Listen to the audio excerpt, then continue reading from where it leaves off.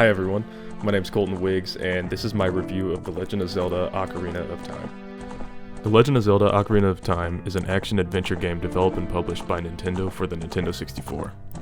It was originally released in Japan and North America in November 1998. This game was one of the first fully 3D games developed for a home console, and it is widely considered by many to be one of the best games ever made. The game's story revolves around a young elf boy named Link, who is awoken by our soon-to-be sidekick Navi. She brings him to the dying Great Deku Tree, who tells Link of a wicked man of the desert that has cursed him and seeks to conquer the world. After defeating the creatures inside the Great Deku Tree, we set out on our quest to find and destroy this man. Before leaving the woods, however, our friend Saria catches up to us and gives us an ocarina. The ocarina will become a very important item throughout this game. The game contains several dungeons that must be completed in order to progress. With each dungeon, a new item is added to our arsenal.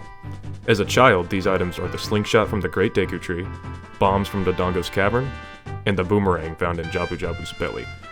Once these 3 dungeons are completed, we find ourselves at the Temple of Time, where we are then able to remove the Master Sword from its podium, sending us 7 years into the future.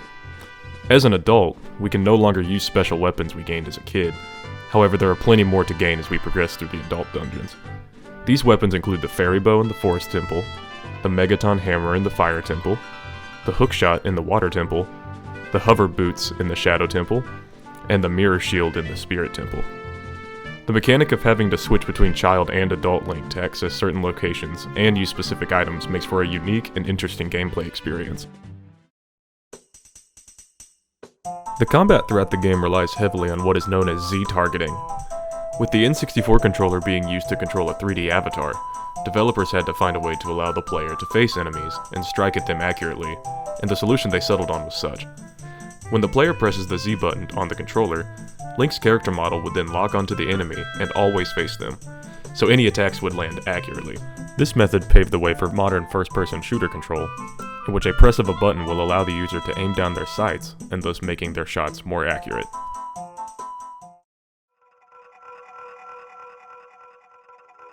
One thing about this game that makes it so great is its atmosphere. No matter what environment you find yourself in, the game does a superb job at making you feel like you're really there.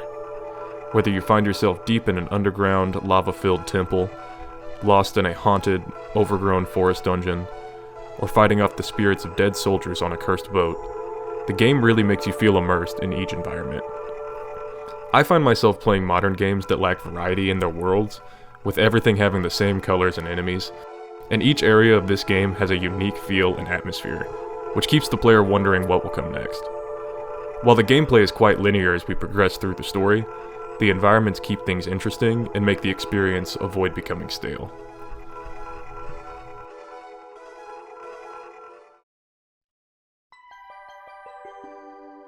The health system in this game is similar to many other games in this style. Your HP is represented by heart containers, and each time you take a hit, you lose a set amount of a heart container. Certain enemies may only take away a quarter of a heart container when you are hit, while others, like the final boss, will deal a whole 3 heart containers worth of damage. When you run out of these heart containers, you are met with a game over screen. If you continue to play, you will be spawned back into the game at the starting checkpoint of whatever environment you died in, while in games like Super Mario Bros., you must completely restart the game once running out of lives.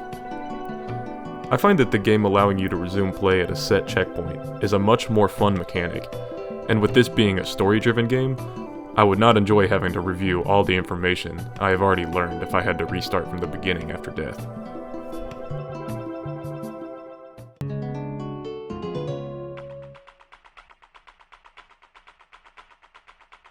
To teach the player the basic mechanics of the game, and to convey important information about the environment, Link's fairy sidekick, Navi, acts as a tutorial of sorts. Throughout the game, she will tell Link how to use certain items, important information about enemies throughout the world, and point out important details in the environment that may be necessary for progression. While her constant can become quite annoying, she acts as an important guide for new players. Now I, for one, have played through this game over a dozen times, so at this point, whenever I am stopped to learn some information that I already know, it is quite annoying. But nonetheless, she is an important aspect of the game, especially for new players. If this game were to come out today, there would most likely be an option to turn her tutorials off. However, with this game already being as huge as it is for a Nintendo 64 title, I'm sure little features like this were much more difficult to implement back in 1998.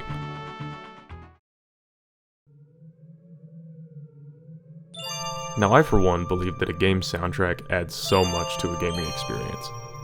A great soundtrack that fits the feel of an environment will often make or break a game for me, and Ocarina of Time does not disappoint on this front. This game has one of the best soundtracks I have ever heard in any form of media, and I find myself humming many of the melodies found throughout it during my day-to-day life. Composer Koji Kondo created some of the most memorable and emotionally driven songs found in a game here, and to this day composers look to this soundtrack for inspiration. The music you have been hearing throughout this review is all from this game. As a child, the music of the Forest Temple actually scared me so much that I couldn't play that part of the game without my parents in the room. Here are some of my personal favorite songs from the soundtrack.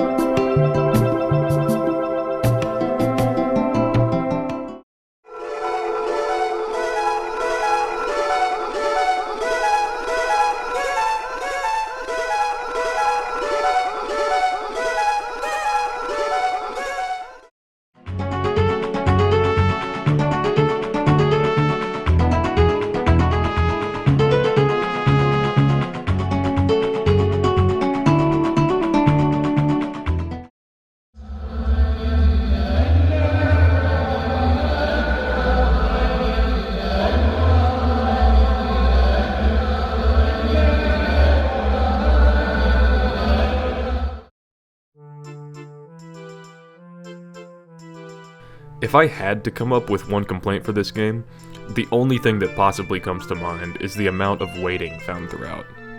Many enemies will only give you an opportunity to strike them after an extensive period of waiting for them to expose their weak point. Compared to many adventure games of the modern era that are very fast-paced and keep you constantly moving, this game takes its time with its pacing. However, in my opinion, this fits the pacing of the story. In many temples, you will have to solve puzzles that will make you stop, observe your environment, and come up with a solution to the puzzle.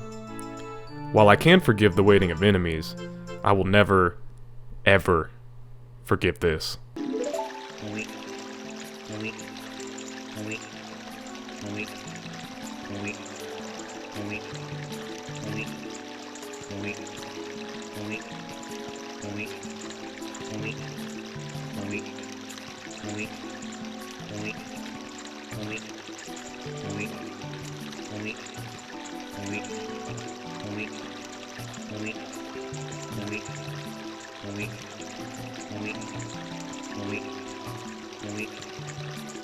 Good lord. So in conclusion, I think The Legend of Zelda Ocarina of Time is one of, if not the best game ever made.